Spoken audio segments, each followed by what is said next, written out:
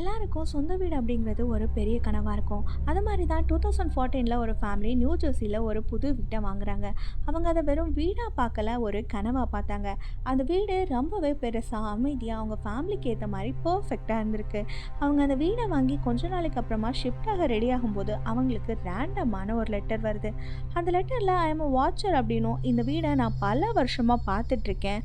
அப்புறம் சுவருக்குள்ள என்ன இருக்குன்னு கண்டுபிடிச்சிங்களா? அப்படின்னும் எழுதியிருக்கு. அந்த ஃபேமிலி இத பெருசா சீரியஸா எடுத்துக்காம இருந்திருக்காங்க. அப்புறமா நெறைய லெட்டர்ஸ் வர வர அவங்க பயப்பட ஆரம்பிக்கிறாங்க. ஏன்னா, அந்த லெட்டர்ஸ் ஒண்ணொன்னும் ரொம்பவே டிஸ்டர்பிங்கா இருந்ததா சொல்லப்படுது. அந்த லெட்டர்ஸ்ல எனக்கு உன் குழந்தைங்களோட பேரு தெரியும். அவங்கள நான் அடிக்கடி விண்டோ வழியா பார்த்தேன் அப்படின்னும், நீங்க இந்த வீட்டுக்கு தேவையில்ல அப்படின்னும் எழுதியிருந்ததா சொல்லப்படுது. யாரு இந்த லெட்டர அனுப்புனா அப்படிங்கிறது ஒரு பயங்கரமான கேள்வியா மாறுது. ஸோ அவங்க பக்கத்து வீட்டுக்காரங்களா இருப்பாங்களா? இல்ல ஏதாச்சும் பிராங்க்ஸ்டரா இருப்பாங்களான்னு யோசிக்க ஆரம்பிக்கிறாங்க. அப்புறமா அவங்க போலீஸ் கிட்ட இன்ஃபார்ம் பண்றாங்க. போலீஸ் இன்வெஸ்டிகேஷன ஸ்டார்ட் பண்றாங்க. அக்கம் பக்கத்துல எல்லாம் விசாரிச்சு பார்க்குறாங்க. ஆனா சஸ்பெக்ட் மாட்டவே இல்ல.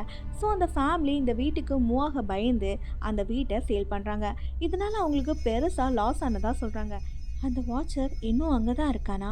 இன்னும் அந்த வீட்ட வாங்குறவங்கள பார்த்துட்டு தான் இருக்கானா? அப்படிங்கிறது ஒரு கேள்விக்குறியா தான் இருக்கு. உங்களுக்கு யாராச்சும் இந்த மாரி ரேண்டமா லெட்டர் அனுப்புனா, நீங்க என்ன பண்ணுவீங்க அப்படின்னு கமெண்ட் பண்ணுங்க. இந்த மாரி இன்ட்ரஸ்டிங்கான ஸ்டோரீஸ கேட்க கதைப்போமா சேனல சப்ஸ்கிரைப் பண்ணுங்க.